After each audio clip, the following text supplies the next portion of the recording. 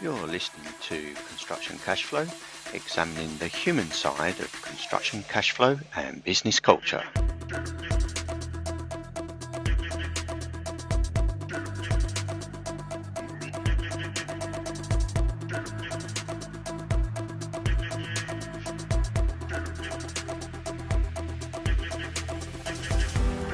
My deepest impact is helping people build community or be a citizen of a community.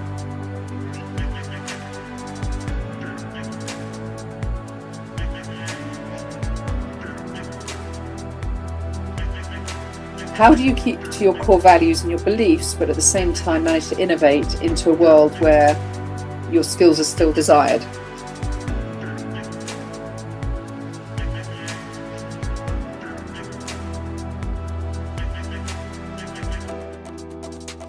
That's why I'm really keen to have this interview now, because there are so many people that are potentially going into fear in the middle of it, coming out of it, and if I can pass any thoughts on how we recovered.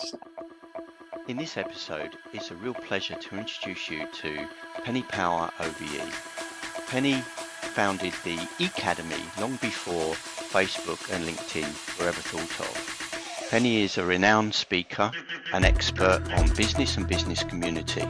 Penny is also the author of Business is Personal and more recently the BIP 100 Club. It's a community for business experts. So without further ado, I'd love to introduce you to Penny Power OBE.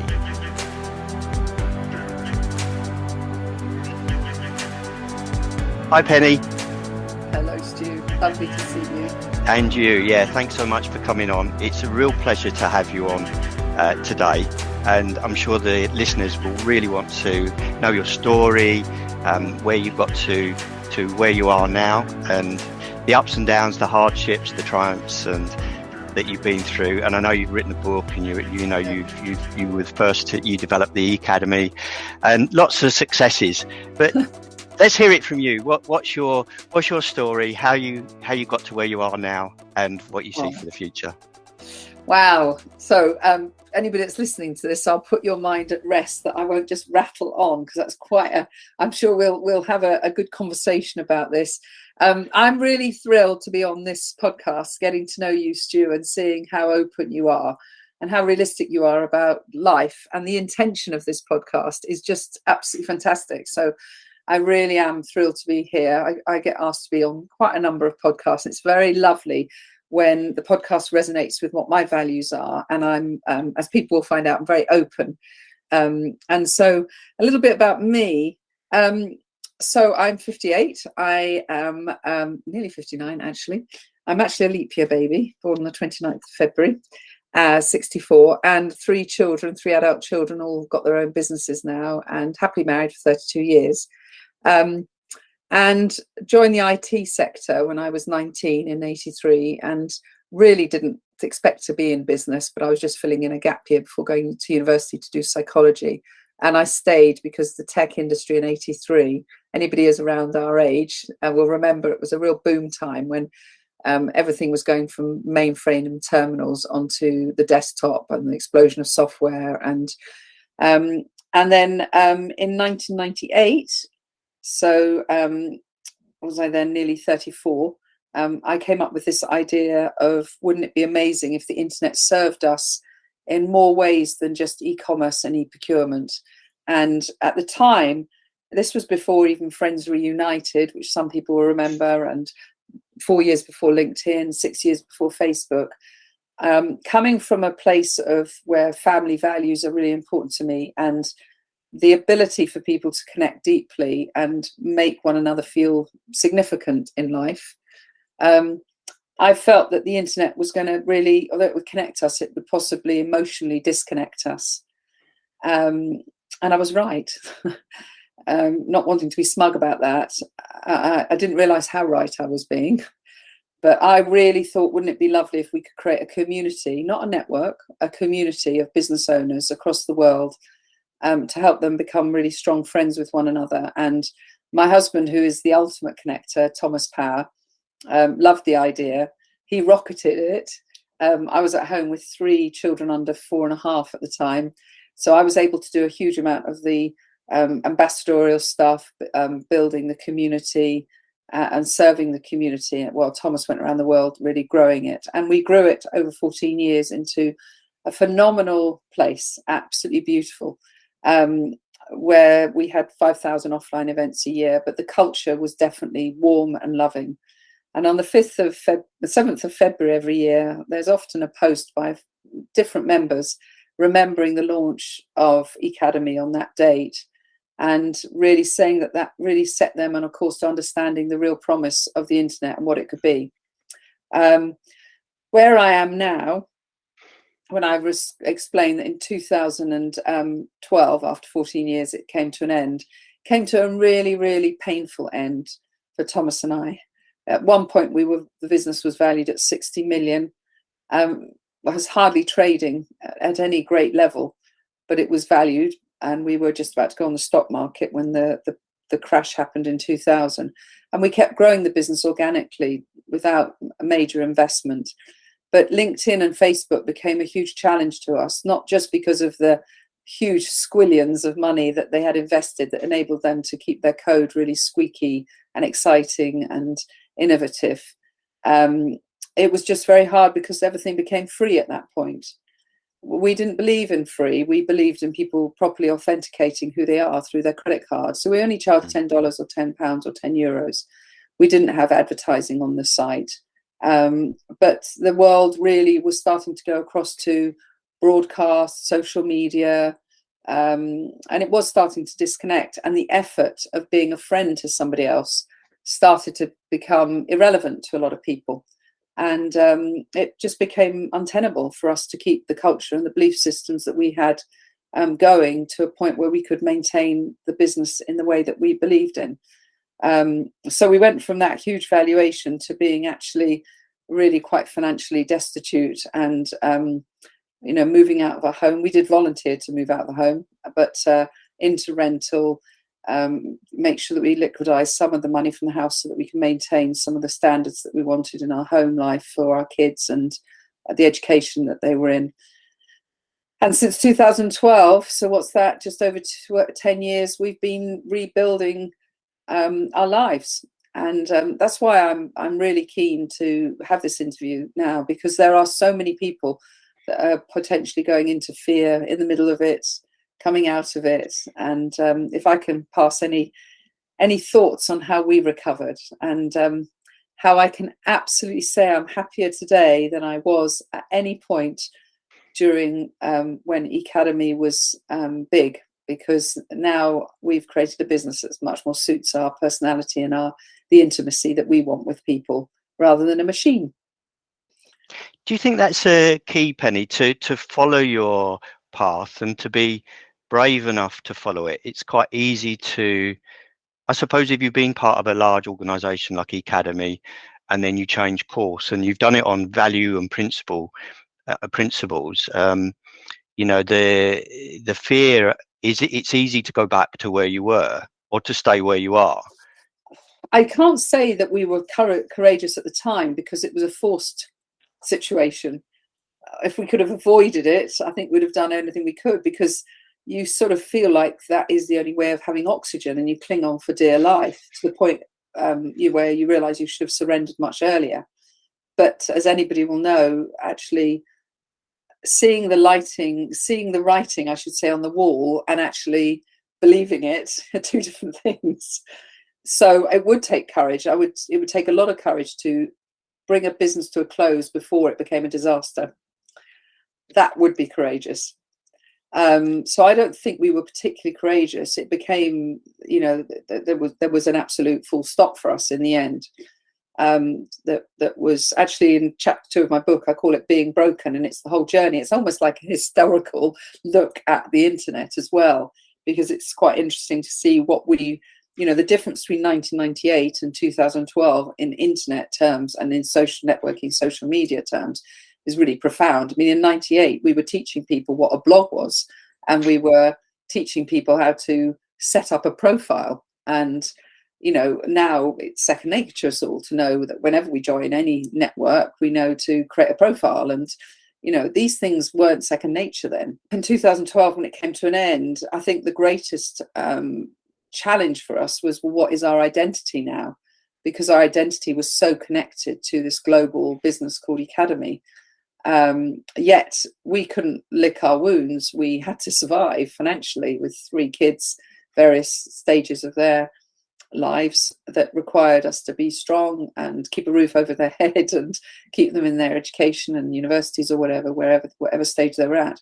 We very much had that scarcity mindset, not an abundant one. We were grabbing hold of whatever we could. I was very fortunate that I had actually come up with an idea, having written the Digital Business Britain manifesto with the business minister at the time was the overall minister was Vince Cable, but the business minister was Mark Prisk, and I wrote the Digital Business Britain manifesto. And in it was really talking about the skills gap. And it was really apparent that there was a digital skills gap, but you had these born digital youths coming through who all had social context around how to use YouTube and Facebook and Instagram, but they didn't have any commercial awareness. So there was this big gap. And in 2012 was when there was the Tottenham riots. There was a lot of very unhappy kids, and I looked at the apprenticeship model and thought, well, this is fantastic because it's vocational. Kids can come out of education in the traditional sense and start applying themselves to what their skill is, rather than the way that they've necessarily been educated. And so we gave birth to a digital apprenticeship, digital marketing apprenticeship, which didn't exist. And we trailblazed that, and I got investors and started a company called Digital Youth Academy. But it meant learning a whole new industry, learning education and learning how it's funded and learning further education colleges. But I was really beautifully welcomed into it by some people. And I think what I learned from that was that no matter what happens in your life, if you've maintained your own reputation and your brand and you have created goodwill, your social capital, as opposed to your financial capital, will help you. And it will help you through some of the toughest times. And that's what I really experienced when I moved into this education sector. There's some beautiful people in it running, particularly in further education, because they're sort of squeezed between traditional schools and higher education, the universities. They're sort of seen as the poor relation, yet they are such an important bridge, and they're run by amazing people. So I spent 4 years building that brand and that business until I got that through to an exit. But again, it wasn't an exit that was particularly financially successful. But it got me on the way. But I suppose the message in there is, how do you keep to your core values and your beliefs, but at the same time manage to innovate into a world where your skills are still desired? And it has been a very interesting 10, 11-year journey, actually, in that. It's interesting what you say about the social capital and the identification, because many of us, and even myself included, we identify ourselves with our job or our business. What do you do? I'm a professional this or a professional that. And one thing I'm discovering is that, like you say, if you can build, do we build, how do we identify with who we are, rather than identifying with our job or our profession? And particularly coming up to retirement age, we may not be doing the same profession anymore. Maybe we have retired from that profession. Then we ask the question, well, who are we now? Do you have any suggestions to people that maybe approaching that age, that how they can start to really search for that truth around who they are, rather than identify with what they've done all their life? I mean, I found myself thinking, what am I identifying? What's my has my programming for most of my professional career, my identification of myself actually been not true to who I really am? And I think one of the most difficult things for me is to come to a realization, admit that, my God, I could have been wrong for all of those years, you know. Yeah, And well, now we look, have different now I'm finding drivers, my though. legs. Yeah, I'm I finding my know. voice, you know. But that is just an absolute gift in life when you, whether it's forced on you or you take this moment to have a bit of a gap where you jump off the conveyor belt, whatever you've been on. And for me, that was actually in 2018, because I identified myself not only by academy, but I identified myself as being a successful entrepreneur. I'm a bit of a purist about the term entrepreneur, because to me, an entrepreneur is very different to a small business owner. Okay. And I know a lot of small business owners will call themselves an entrepreneur.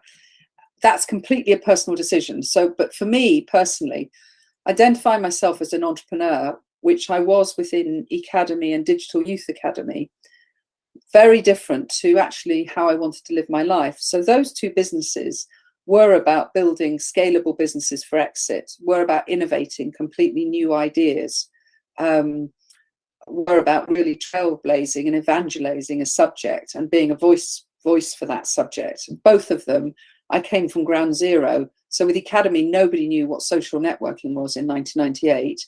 And with Digital Youth Academy, no businesses realized they could hire a digital apprentice. They knew they could hire an apprentice in digital, in computing or in marketing, but they didn't realize there was somebody had created a bridge. Those are really entrepreneurial decisions. The other decision part about being an entrepreneur is that you are deferring the gain. So it's all risk when you're an entrepreneur building a business that's scaling. And I think that was a place that I got to in 2018 where I realized I am risk adverse. I have always been risk adverse. I don't want to be that person anymore. And I haven't got enough time left in my life, I felt, to be that person, to recover from another failure or another whatever, whatever you would call it. And so in 2018, I sort of stepped away from that and moved into how do I just make an income as opposed to how do I make an asset. And that was a really interesting shift for me. And that's when I was very proud to be a small business owner and not necessarily do anything that's reinventing anything or inventing anything new. I just thought, what are my qualities and what is my experience that I can bring to people that I want to do work with? And that filter was really important to me. Who do I want to surround myself with that makes me feel significant? It's very easy in this world to feel very insignificant, to feel small. And a lot of people join the social media world and they get into the whole comparison and they start building business models and they start broadcasting themselves and getting themselves into a very stressful mindset because they're trying to build something that's beyond their own desires, really, and particularly possibly their capabilities. But they just think that big is beautiful. And I've experienced big and it wasn't beautiful. Not for me. It was for our members. And I'm very proud of what we achieved. But for Thomas and I, there was never a day when we had the income we needed building this huge business. So when I became more income focused and thought about, well, what do we truly need? And that also was about really reevaluating what your own personal financial ambitions are.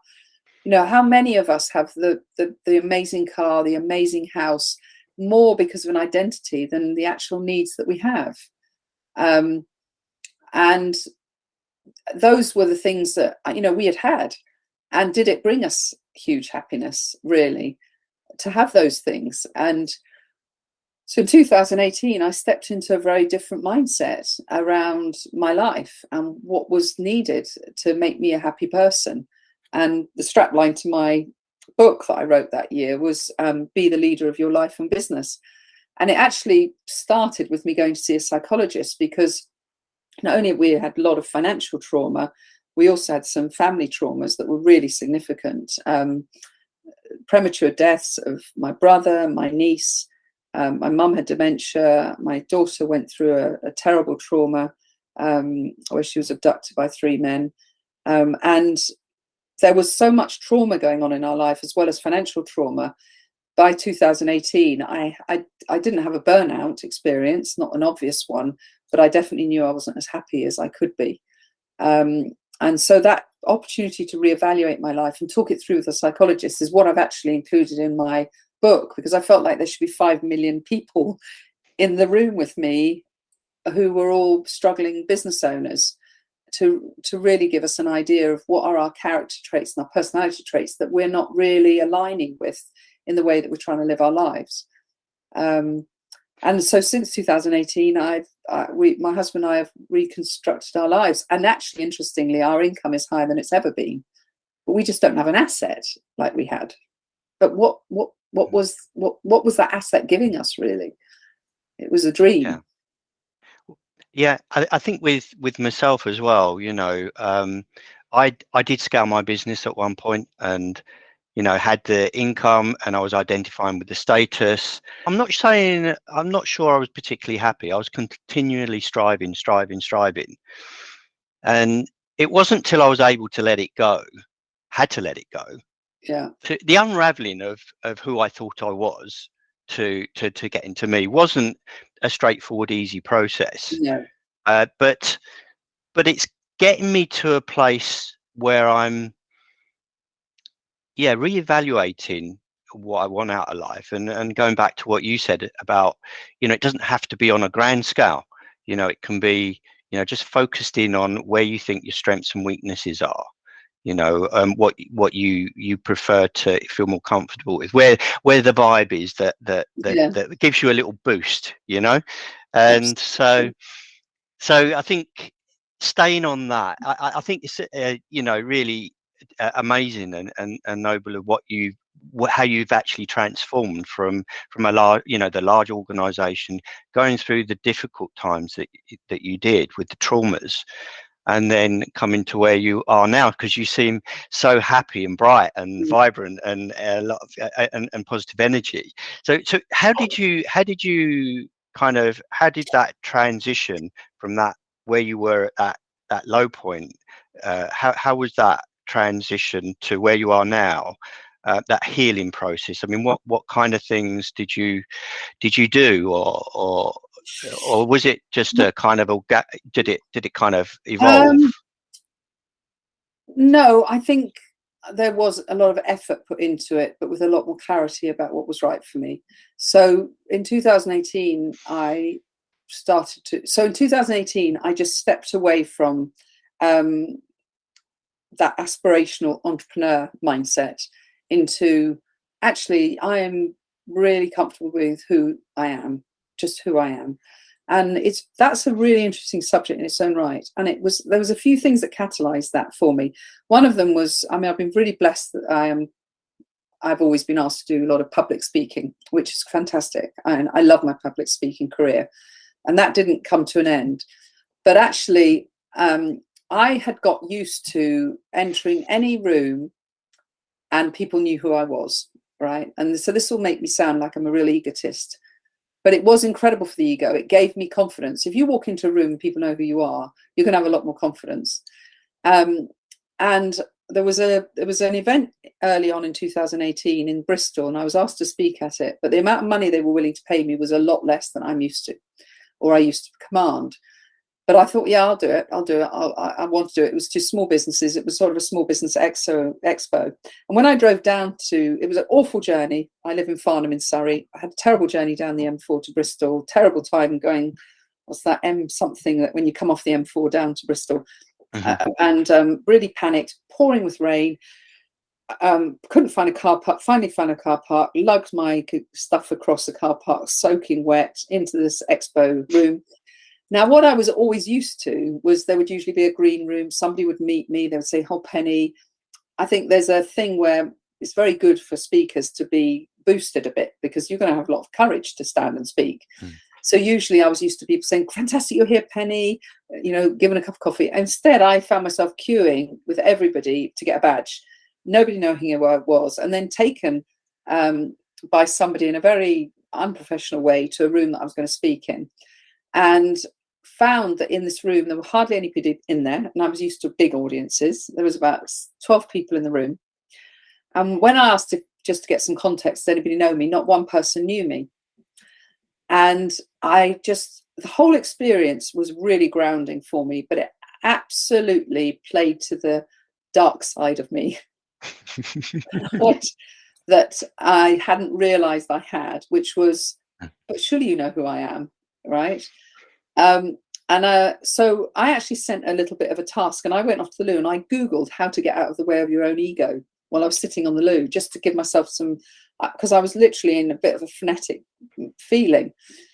And I realized what was going on, and I reset my head. This isn't about you, Penny. It's what impact you can have on those 12 people. And that's always been my mantra in life. But for some reason, this transition was really testing that. And we had a really successful, lovely, intimate time, talking with them, helping them. It was almost like group coaching that I did in the end. And on the way home, I rang Thomas from the car and I said, oh my God, Thomas, I just had the most awful experience. Nobody knew who I was. And Thomas said, isn't that fantastic? And that Thomas to be on the big stage and known by everyone for much longer than me and much deeper than me across the world. And I sort of was a bit pissed off with him when he said it. And I said, oh, you don't understand. Put the phone down.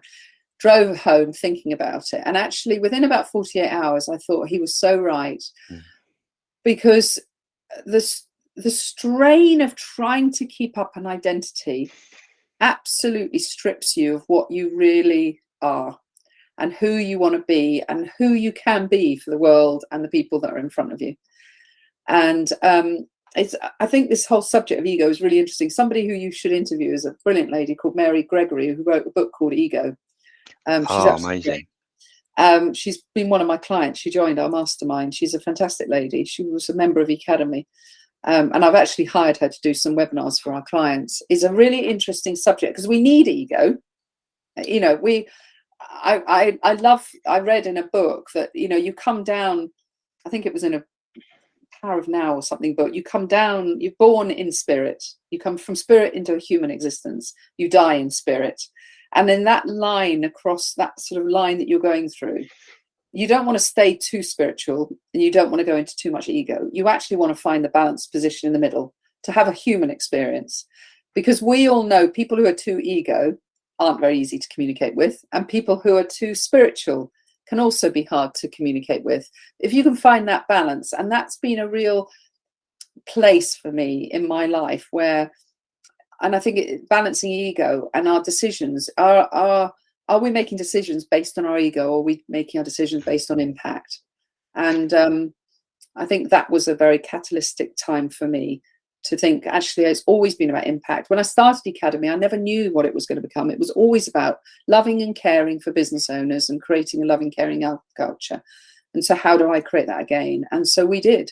Thomas and I started Businesses Personal 100, Bit 100, for experts. And there's only 100 people in it. That means we can create the intimacy. We don't have any fake people in it.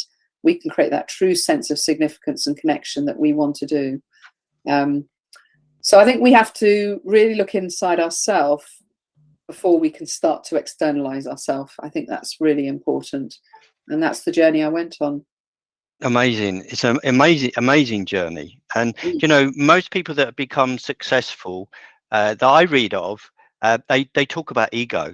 And you're exactly right. It's the ego that wants to keep us safe. The ego that kind of wants us to have that edge. But then you're right, to balance that with understanding. And I think sometimes the ego really doesn't want us to know who we really are. Yeah. You know, it wants us to be who we think other people think we should be. Exactly. You know? You're living up to something that's, not really required for your own happiness. So yeah. And I think once you know that and you start to rebuild from that, because it's fascinating talking to you, because you're now, you know, this knowledge, you've niched yourself really into understanding procurement and cash flow and how that can affect profitability and the on-timeness of a project. That's clearly something you enjoyed about it, but you've had this big quantity surveyor, you know, quite a big reaching brand in that. But now, I think now is the time for us all to really niche into what really gives us joy and where our deepest impact can be. And it will be just my deepest impact is helping people build community or be a citizen of a community and know how to be a citizen.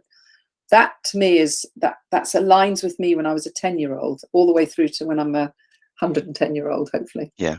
It's a fantastic subject, community, and I think it's really coming back. People are searching, particularly with what we've been through the last 3 years. People are really searching to find their identity and find their identity in a community.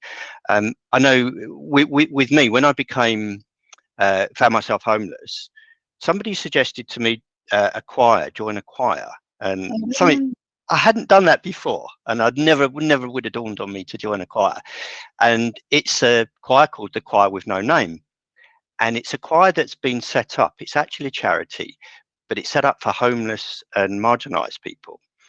And I went along there and I was feeling, I suppose, pretty deflated, pretty down, And I went there and I got such a boost. And there's people there from all sorts of, and it's community. I didn't realise at first, but it's actually community. We go there, we sing together, and then we have a meal together afterwards.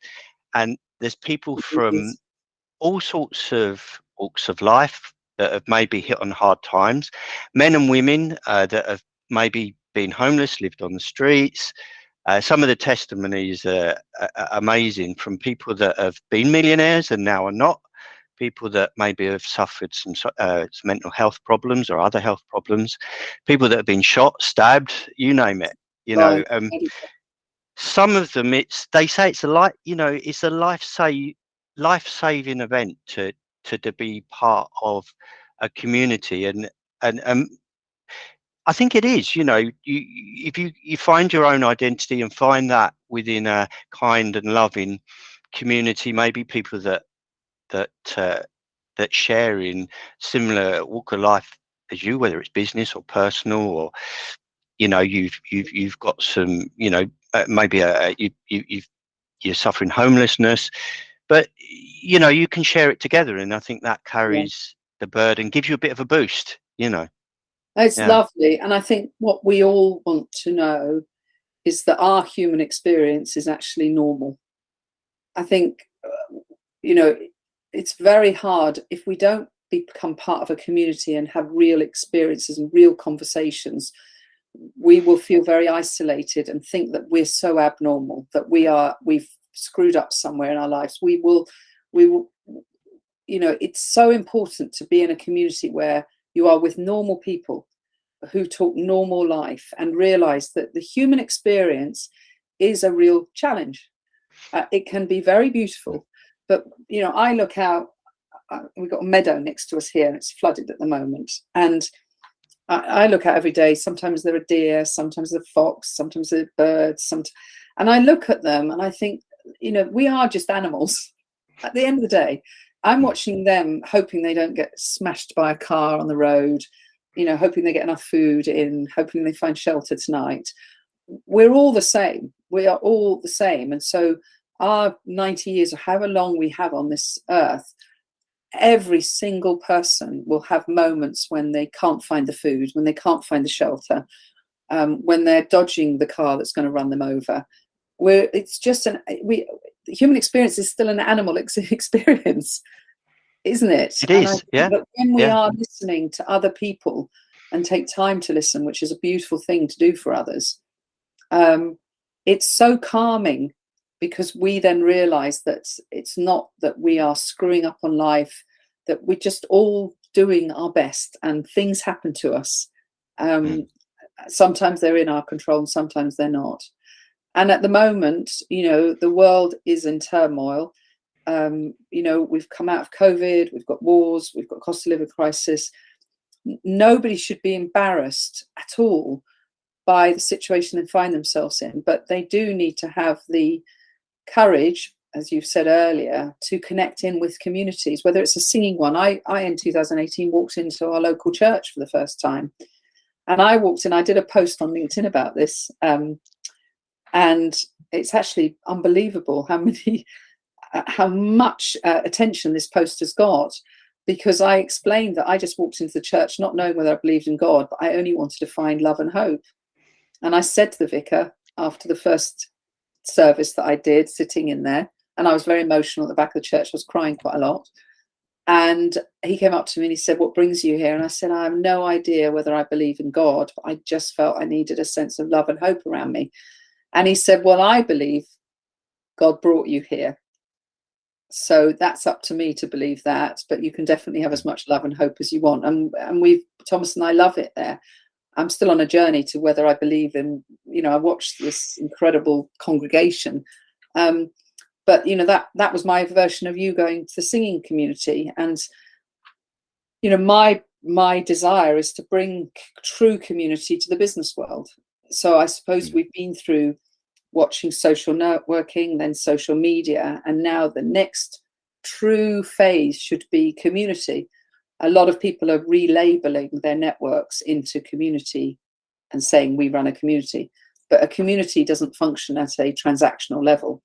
It functions for the citizens, by the citizens, and enables citizens to love one another and give each other significance. And that's really what we did back in '98 and what we believed in until we had to close it in 2012. And that's what we're bringing back ourselves, but also helping others to achieve it within their businesses.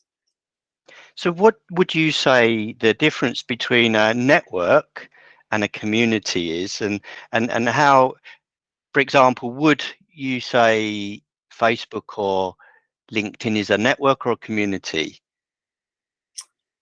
Well, first of all, I would say that if people are in a community, they'll use the phrase, "I belong to a community. I belong to it." When they talk about a network, they tend to say, "I use a network." So that immediately says, one is an emotional word. A sense of belonging is a human need. Anybody that knows Maslow's hierarchy of needs, the 5 it's the middle one. After satisfying your physical needs, feeling safety, the next one is a sense of belonging and attachment. Then you get self-esteem, and then you get self-actualization. So first of all, you'll only feel you're in a community if you really have a deep sense of belonging as a citizen of it, where you feel you've got a voice and where you feel people listen to you, and where it's not just purely transactional. Networks are great, absolutely fine, but networks tend to be more transactional. People go business networking in order to look for business, and fantastic, that's fine. And sometimes that's all that is available to us. That's really all that has been available to us, is business networking. However, some people, so there's the BNI network, the Business Network International Network, created over 30 years ago. And they run breakfast networks. And now I know, because I've been aligned to them for years, I've done lots of speaking and supporting global conferences and things like that.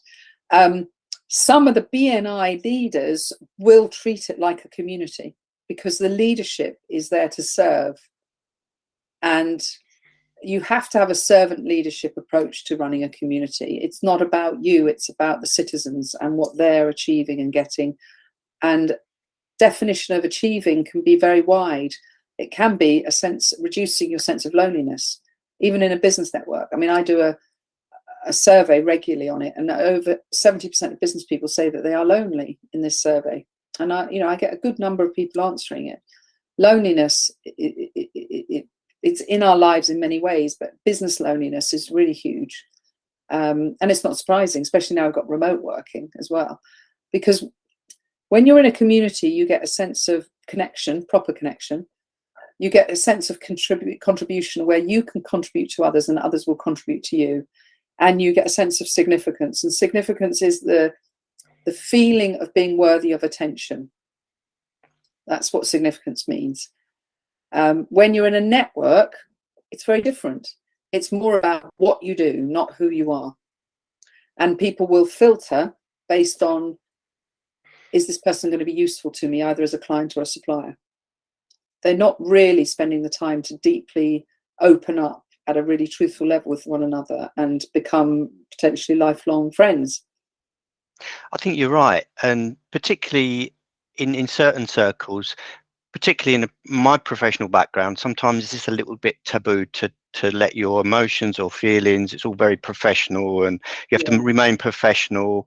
And sometimes I think a little bit of authenticity and a little bit of openness, even in business, as you say, we're all human, we're all animals, if you like, we're human beings, we've got emotions, we've got energy.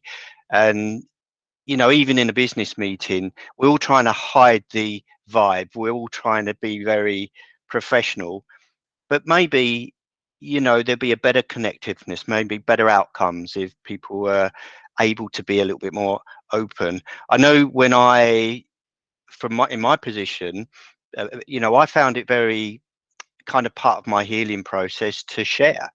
And I'm not quite sure whether people really want to hear it. That's the fear.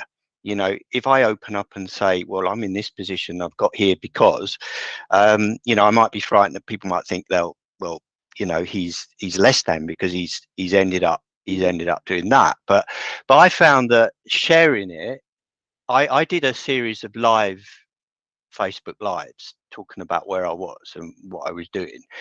And probably because I was reasonably confident nobody was looking, but I started to find out people were looking.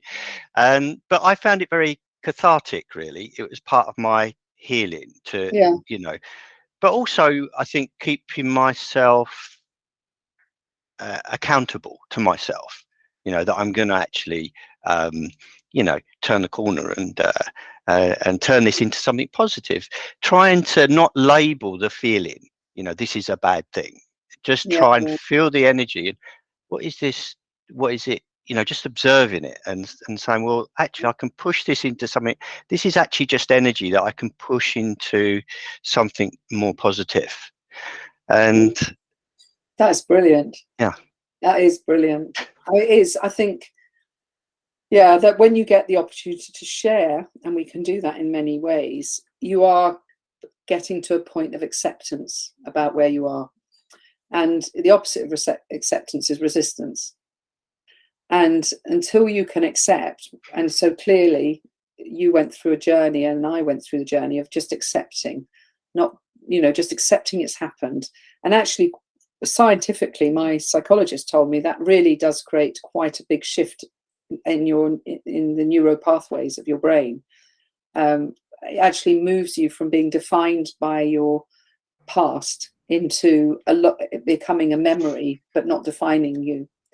And I did this with 16 different things that were defining my everyday, things that would come up in my everyday that were not relevant to my future. And so I went through what's called EMDR, and I went through that. Sharing with a psychologist was the first step of what you talk about, and then you shift into acceptance, and then when you go past acceptance, you're ready to move forward. But until you are able to talk about it, even if it's just with one psychologist or one friend, until you're ready to own up to it and talk it through, you are resisting. And while you're still in resistance, you're in denial. You can't move forward. You just can't move forward until, and you're also asking people to accept me for who I am, not for what I am. And I think we want to do business with people when we know who they are. And so you haven't lost your skills, your talent at all.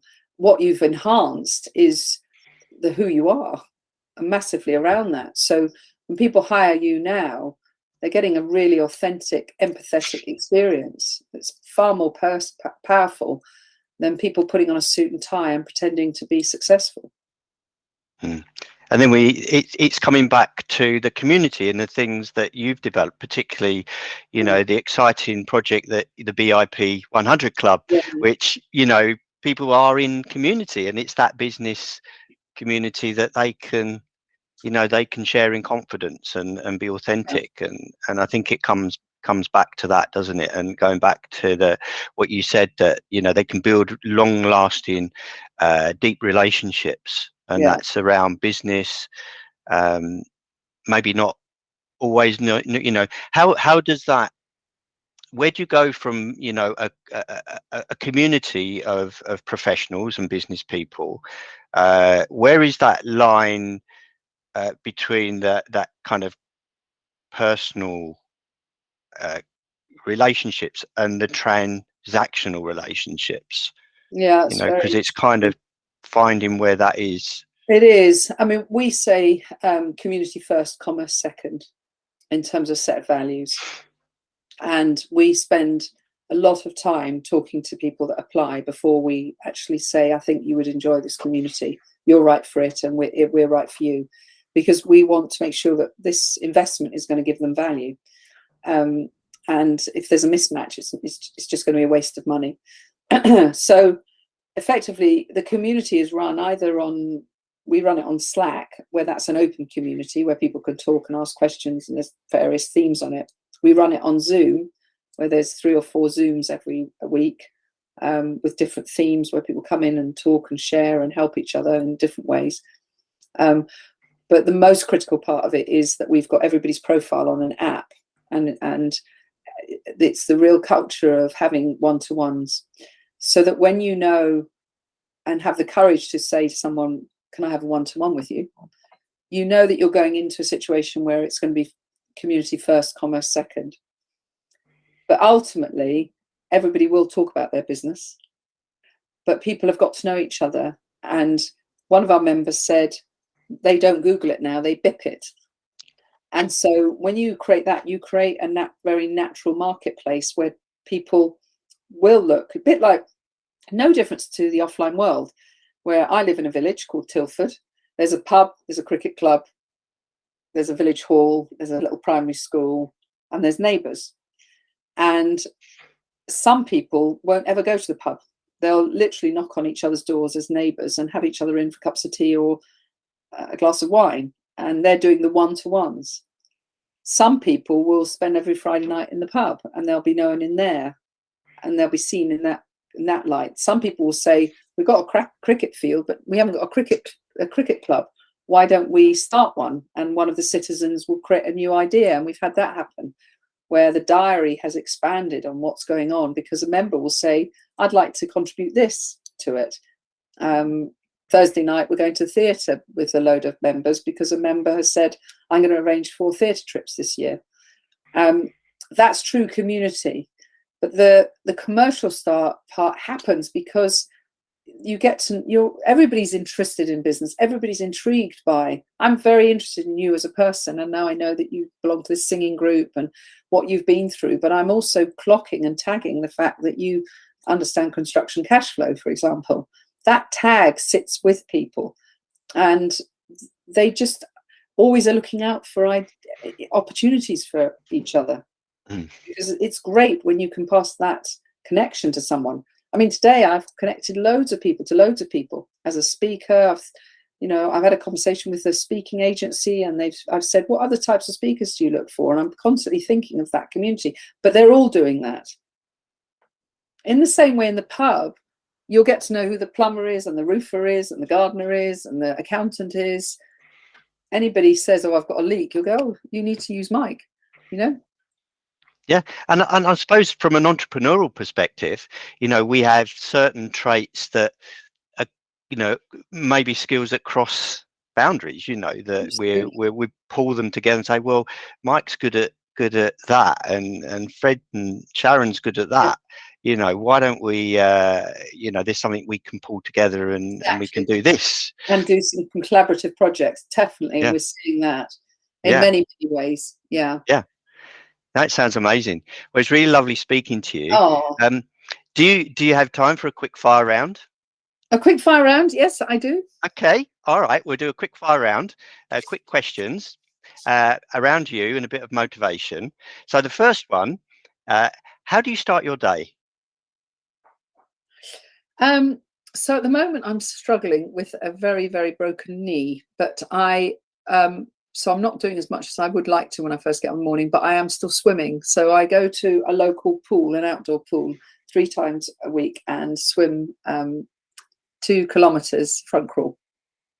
When are you most productive? When am I most productive? First thing in the morning. I love mornings. I used to do my revision for my A levels and things at sort of 5:30 in the morning. So I'm very, very alive in the mornings. Evenings, I get very tired. I like to be in bed by 9. What's something new happening in your life right now? Well, we got into so right now, from a business perspective, I'm writing my book called Community Mindset. So that's that. But we also we did decide to get a motorhome. And so that's really a new hobby for us. So that's lovely, going off in our motorhome. My next question was going to be, what does adventure look like to you? But I think you may have just answered it. Yeah. Freedom. Freedom. Just freedom of the road. Yeah. What thing would you love to do that might surprise your friends and family? What do I love to do? I do love jigsaws. The cat's out the bag. I love a jigsaw.